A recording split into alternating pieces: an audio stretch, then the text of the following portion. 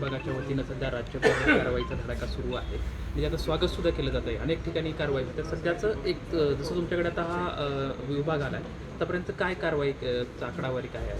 नाही, आकडेवारी तर भरपूर आहे. महाराष्ट्रामध्ये आपण जवळजवळ 1400च्या आसपास इन्स्पेक्शन केलेले आहेत. फूडच्या बाबतीत 100च्या आसपास आपण ड्रगच्या बाबतीत कारवाई केलेली आहेत.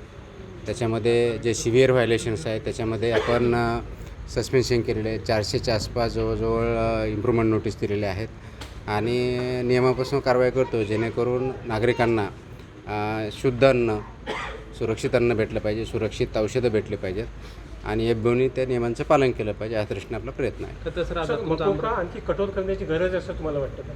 चालूच आहे, कठोरपणे चालू आहे. कठोर याचा अर्थ असा नसतो की आपले जे बिझनेस ऑपरेटर आहेत त्यांना काही त्रास देणं हा कधी उद्देश नसतो. कठोर याचा अर्थ एवढाच असतो की नियमांचं पालन सर्वांनी करायचं आहे. अधिकाऱ्यांनी अधिकाऱ्यांचं काम करायचं. आम्ही रेग्युलेटर म्हणून काम करतो तर रेग्युलेशन म्हणून काम करायचं आहे. EFBOनी त्यांना जे रूल्स दिलेले आहे फूडच्या बाबतीत जर विचारा जवळजवळ 22 प्रकारचे रेग्युलेशन्स आहेत.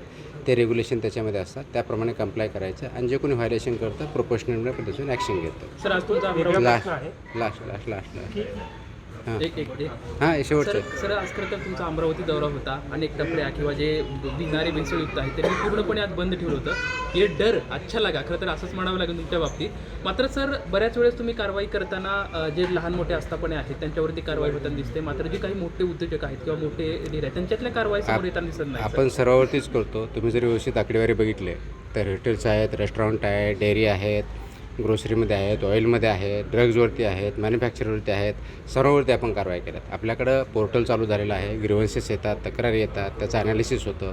आपल्या विभागाची आकडेवारी आहे आणि ज्याप्रमाणे येतात त्याप्रमाणे आपण शहानिशा करून त्याच्यावरती कारवाई करतो. त्याच्यामुळे कोणत्याही प्रकारचं लहान किंवा मोठा, छोटा किंवा या भागातला असं कोणतंही डिस्क्रिमिनेशन होत नाही.